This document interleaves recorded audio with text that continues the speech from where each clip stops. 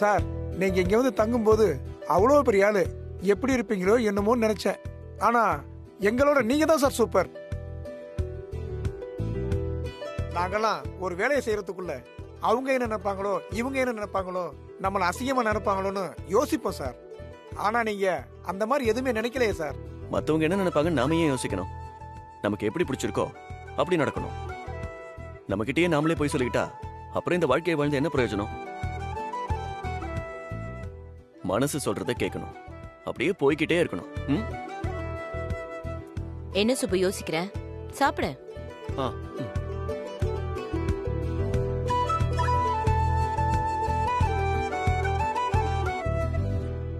யாராவது ட்ரீட் வச்சா மட்டும்தான் சார் காலையில நாங்க எல்லாரும் சேர்ந்து சாப்பிடுவோம். ஆனா அவங்கவுங்க வீட்டுல சமைச்சதை எடுத்துக்கிட்டு வந்து இப்படி ஒன்னா சாப்பிடலாம்னு எங்களுக்கு தோணுதே இல்லைங்க சார். அதுக்கு கூட நீங்க வந்து தான் எங்களுக்கு சொல்ல வேண்டியதா இருக்கு. இப்ப தோணிருச்சுல்ல, இனிமே வாரம் ஒரு தடவையாவது இப்படி சாப்பிடலாம். சார் நீங்க எனக்கு தம்பி மாதிரிங்க சார். உங்க கூட சாப்பிடும் போது எங்க வீட்ல எங்க குடும்பத்தோட சேர்ந்து சாப்பிடுற ஞாபகம் வருதுங்க சார். ஐயோ அம்மா தாயே, உன் குடும்ப கதையை ஆரம்பிச்சிடாதம்மா. இன்னைக்கு ஃபுல்லா சாப்பிட்டுட்டு இருந்தாலும் உன் கதை மட்டும் முடியாது. இப்படி நம்ம எல்லாரும் சேர்ந்து ஒன்னா சாப்பிடறதுக்கு சூர்யா சார் தான் காரணம். அவருக்கு தான் நம்ம எல்லாரும் நன்றி சொல்லணும். நன்றி எல்லாம் வேண்டாம், அதுக்கு பதிலா இப்போ ஒரு வேலை இருக்கு. என்ன வேலை சார்? கை கழுவிட்டு வாங்க, அப்புறம் சொல்றேன்.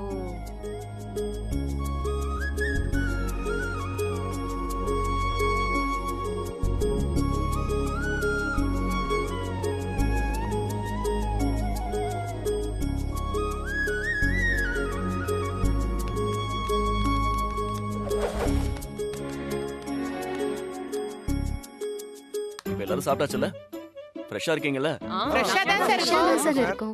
சார் பயங்கர ஃப்ரெஷ்ஷா இருக்கும் சார். அடுத்து என்ன சார் சாப்பிடணும்? ஐஸ்கிரீம்? எல்லாரும் நல்லா கவனிங்க. நாம இப்ப இந்த காலனியை சுத்தம் பண்ண போறோம். Hip hip ஹூரே!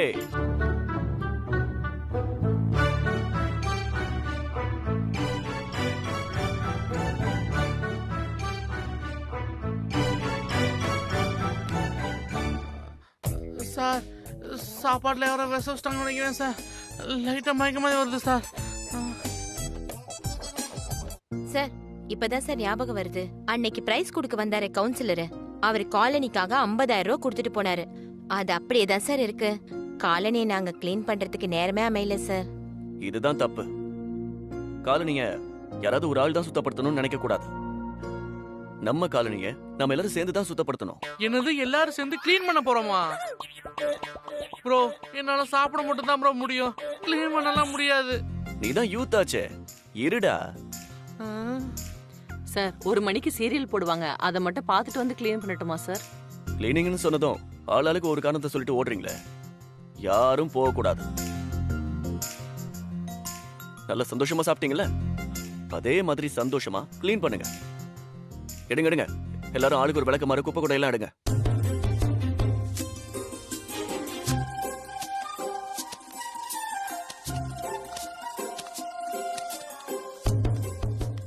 அனு, ஏண்டி உன் ஆள் இப்படி பாடா படுத்துறாரு?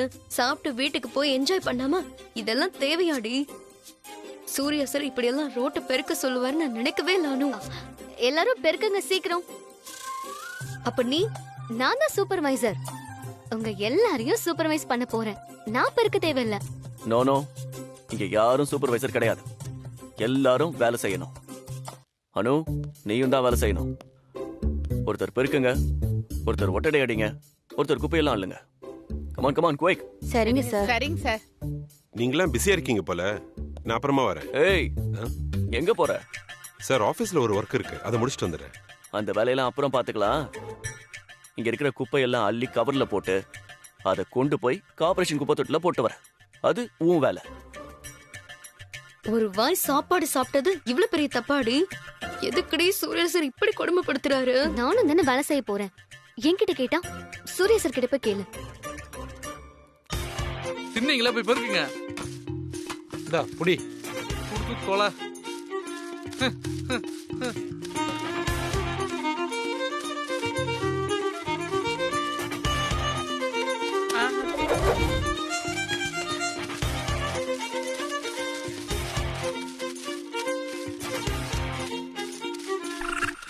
என்ன புஷ்பா அப்படியே குப்பையை பார்த்து ரசிக்கிற? அதுவா பறந்து போய் குப்பை தொட்டில விழுமா? நீ தான் பெருக்கணும். எனக்கு கொஞ்சம் குறுக்கு வலிக்குது. அது நேத்துக்கு ஆண்டி, இன்னைக்கு இல்ல. நீ வீட்டுக்கு வா, உனக்கு இருக்கு.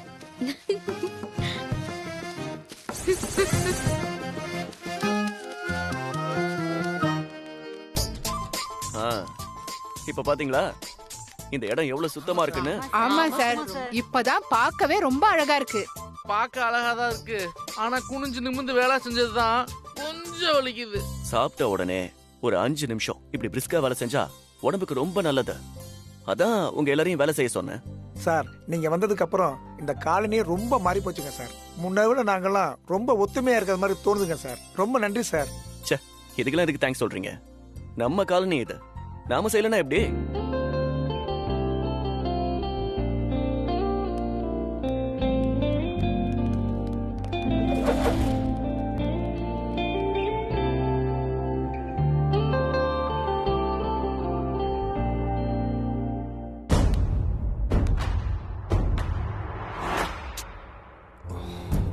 யோ, எங்கயா இருக்கீங்க? நீங்க வந்ததுக்கு அப்புறம் தான் வேலையை ஆரம்பிக்கணும். சீக்கிரம் வாங்கயா. சரி. என்ன அங்கிள், யாருக்கு ஃபோன் பண்ணிட்டு இருக்கீங்க? உன்னால முடியாததை நான் செஞ்சு காட்ட போறேன். நீ வேணா பாத்துக்கிட்டே இரு. Wow, very interesting uncle. I am waiting. இப்ப தெரிஞ்சிரும் பாரு யாரு யூத்னு.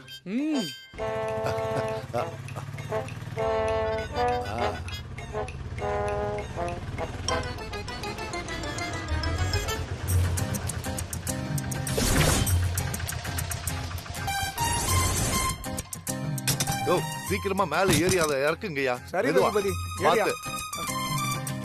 மெதுவா. நல்ல. பாத்தியா? பாத்து. இரு, நான் வரேன்.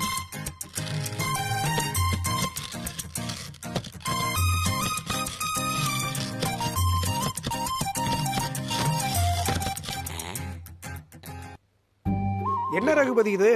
இது எதுக்கு இங்க வைக்க சொல்றீங்க? யோ, என்னதுன்னா பார்த்தா தெரியல உங்களுக்கு எல்லாம்? கண்டுபிடிச்சிட்டேன், கல்லு தானே இது. எனக்கே இவன் டஃப் ஃபைட் கொடுப்பான் போல இருக்கே.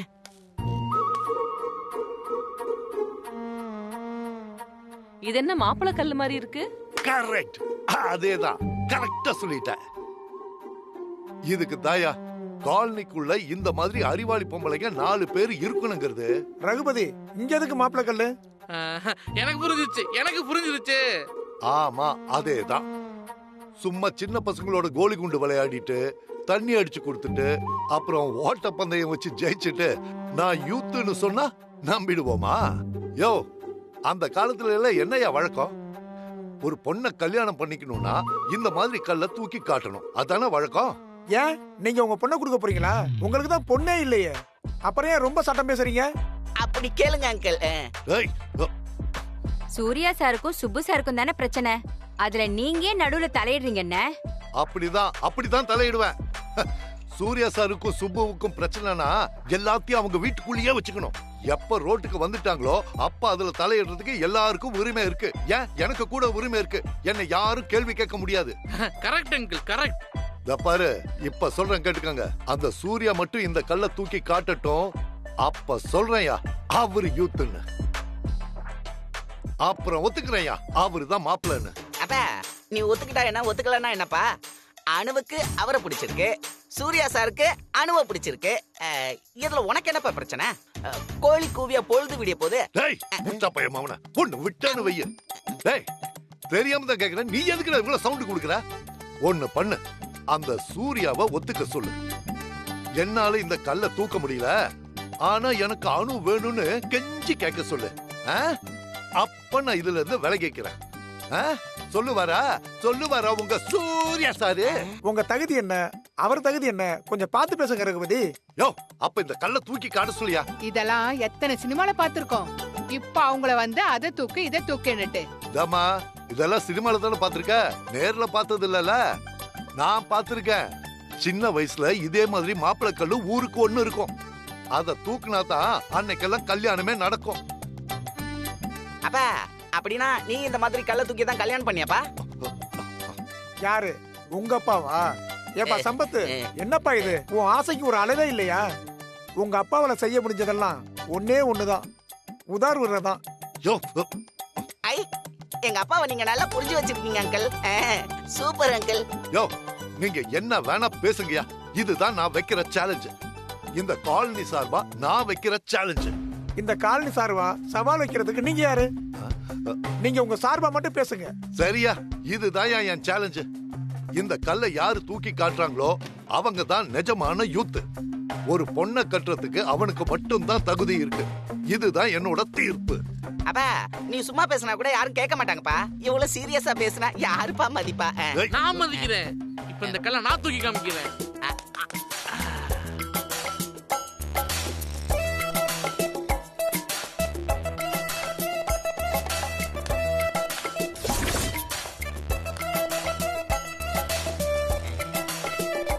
டேய் நீ என்ன அந்த கல் மேல ஏறி உட்கார போறியாடா?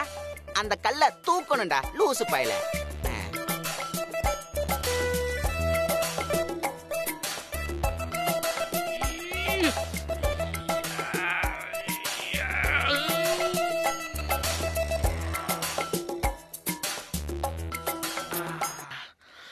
எப்படி எஸ்கேப் ஆகுது?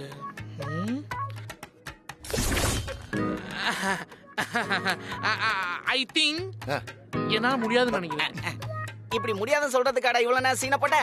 நீ சுத்தி சுத்தி பார்க்கும்போதே தெரியும்டா உன்னால முடியாதுன்னு. டேய் உன்னால முடிஞ்சதெல்லாம் இந்த மாதிரி அரைக்குறையா இங்கிலீஷ் பேசுறது, ஆவுனா கைய கால ஆட்டி ஏதாவது உளறது, இந்த மாதிரி உதாரணம் விடாதடா. நோ ப்ரோ, இந்த கல்லை யாராலும் தூக்க முடியாது ப்ரோ. சொன்னா கேளுங்கண்ணே, இதெல்லாம் உங்களுக்கு தேவையில்லாதது. யோ, உனக்கு தேவையில்லாத வேலைன்னா நீ வாயை முடிட்டு கிளம்பி போ. இந்த கல்லை தூக்கி இந்த காலனியில எவளையாவது கல்யாணம் பண்ணிக்கணும்னு நான் உங்ககிட்ட கேட்டேனா? யாரு யோசிக்கணுமோ அவங்க யோசிக்கணும். அது வரைக்கும் இந்த கல்லு இங்கதான் இருக்கும். ஒருத்தரும் தொடக்கூடாது. டேய் பேச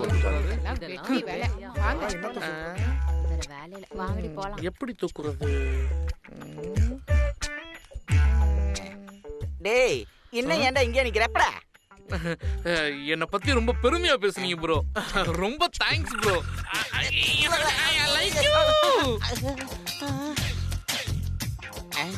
என்னை விட பெரிய கிறுக்கனா இருப்பான் போல இருக்க. திட்டுறேன், தேங்க்ஸ் சொல்றான்.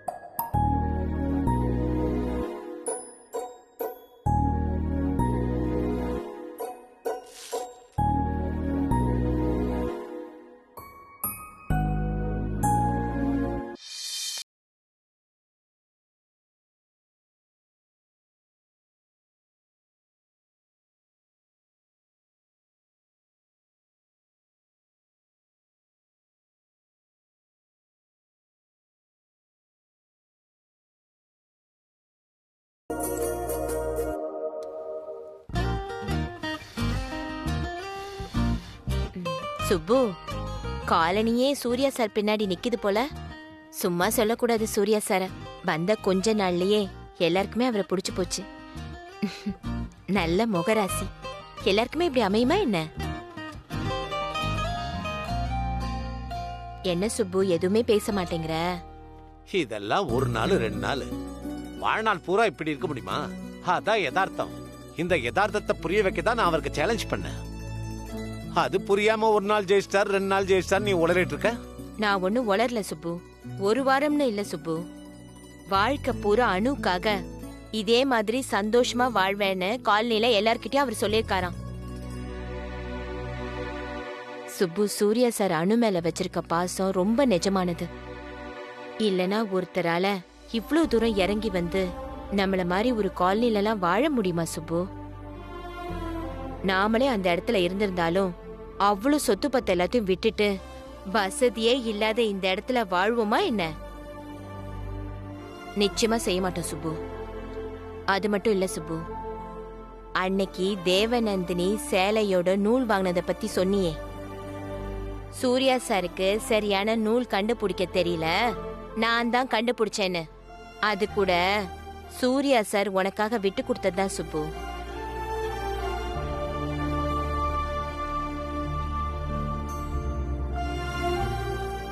ஆமா சுப்பு, அவருக்கு எது நல்ல நூலுன்னு நல்லா தெரியும்.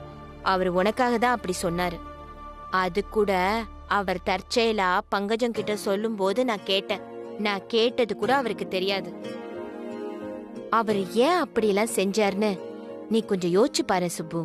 எந்த வகையிலயும் நீ அவர்கிட்ட தோத்துற கூடாதுன்னு தான் சூர்யா சார் மனசார நினைக்கிறாரு சுப்பு. அடுத்தவங்களுக்காக இவ்ளோ தூரம் யோசிக்கிற அவரை நாமளும் மதிக்கணும் சுப்பு. நிஜமாவே உனக்கு என்னதான் பிரச்சனை சுப்பு? சூர்யா சாருக்கும் அணுக்கும் உள்ள வயசு வித்தியாசமா? வயசு வித்தியாசம்லாம் ஒரு பிரச்சனையே இல்ல சுப்பு. அவர் இன்னும் தான் சின்ன பையன்னு ஒவ்வொரு தடவையும் நிரூபிச்சுட்டு தானே இருக்காரு. அதுவுமா உனக்கு புரியல?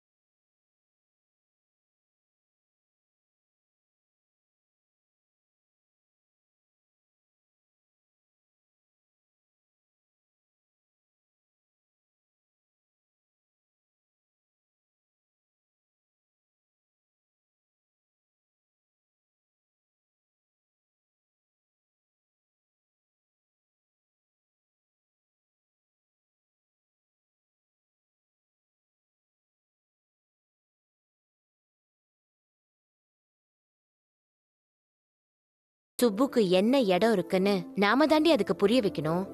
இந்த நூல் விஷயம் நம்ம சொல்லலனா சுப்புக்கு தெரியுமாடி? அதனாலதான் சொன்னேன். இதெல்லாம் சரியா வருமாமா? எல்லாம் சரியா வரும். மா, எனக்கு ரொம்ப பயமா இருக்குமா. பயப்படாதானோ.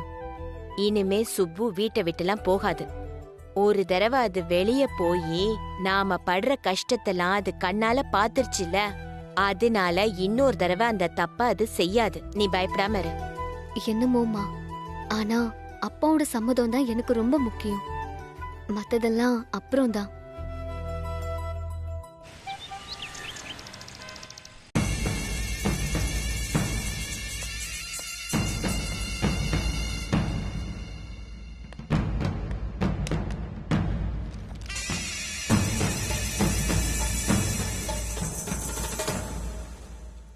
தீனா, இங்க வா. What is this, Dina? What is this? என்ன தீனா, ஏதாவது பேசு.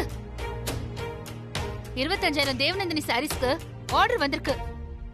கரெக்டா 10 நாளைக்கு முன்னாடி நீதான் அதை சைன் போட்டு வாங்கியிருக்க.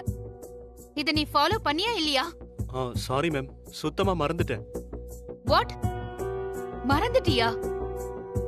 உனக்கு கொஞ்சமாவது சென்ஸ் இருக்கா?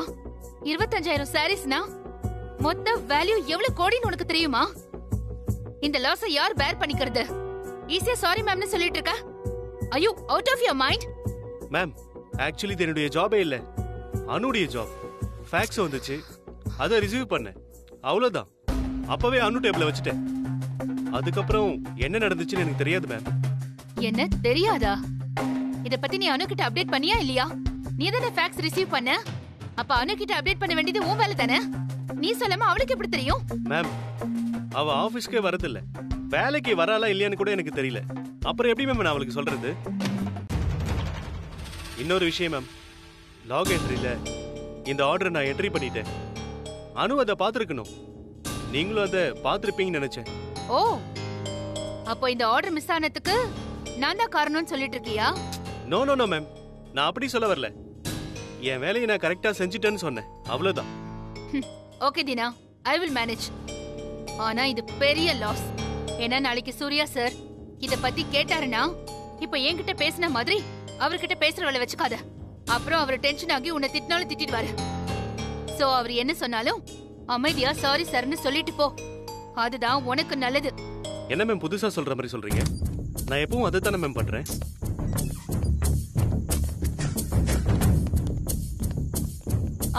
எஸ் சார், நானே உங்களுக்கு ஃபோன் பண்ணணும்னு நினைச்சேன். Meera, what is this? 25,000 சேலைங்க டிஸ்பேச் ஆகவே இல்லையாமே. ஆர்டர் கொடுத்த பார்ட்டி என்ன பிடிச்சி கத்துறான்? சாரி சார், ஏதோ கம்யூனிகேஷன் இஷ்யூ. நான் என்னன்னு பாத்துறேன் சார். இனிமே நீங்க பாக்குறது இருக்கட்டும். எப்படி இந்த தப்பு நடந்துச்சு? 25,000 சேலைங்கன்னா ஆர்டர் வேல்யூ எத்தனை கோடின்னு உங்களுக்கு தெரியுமா தெரியாதா? நீங்க தானே இந்த கம்பெனியோட விபி, நீங்க தானே எல்லாத்தையும் பாத்துக்கணும். பட் இந்த ஜாப் அனுவோட ரெஸ்பான்சிபிலிட்டி சார். இப்ப அனுவும் இல்ல, சூர்யா சாரும் இல்ல. இத பத்தி நாங்க உங்ககிட்ட கேட்காம வேற யார்கிட்ட கேக்குறது? சார் கொஞ்சம் அண்டர்ஸ்டாண்ட் பண்ணிக்கோங்க. இந்த ஆர்டர் வந்து 10 நாள் ஆச்சு. அப்போ ஆபீஸ்ல ஏகப்பட்ட confusions. No more explanation Meera. இப்பவே சாரை நாங்க பாத்தே ஆகணும். நீங்களும் வாங்க. இப்பவே நான் ஆர்டர் தந்த பார்ட்டிய காலனிக்கு வர சொல்றேன். அங்க வச்சே பேசிக்கலாம். சார், இவ்ளோ சின்ன விஷயத்துக்கெல்லாம் நாம அங்க போகணுமா சார்? இது உங்களுக்கு சின்ன விஷயமா இருக்கலாம், எங்களுக்கு இல்ல. இது இல்லனாலும் இன்னொரு விஷயமா சூர்யா சாரை நாங்க மீட் பண்றதா தான் இருந்தோம். நீங்க வரலனா இட்ஸ் ஓகே மீரா. நாங்க இத டீல் நோ நோ நோ. நானும் வரேன் சார். போலாம். போலாம். இன்வெஸ்டர்ஸ் காலனிக்கே போறது நல்லதுதான். இது அங்கேயே டீல் பண்ணிக்கலாம். இது அனு செஞ்ச தப்பு. அவளே பதில் சொல்லட்டும்.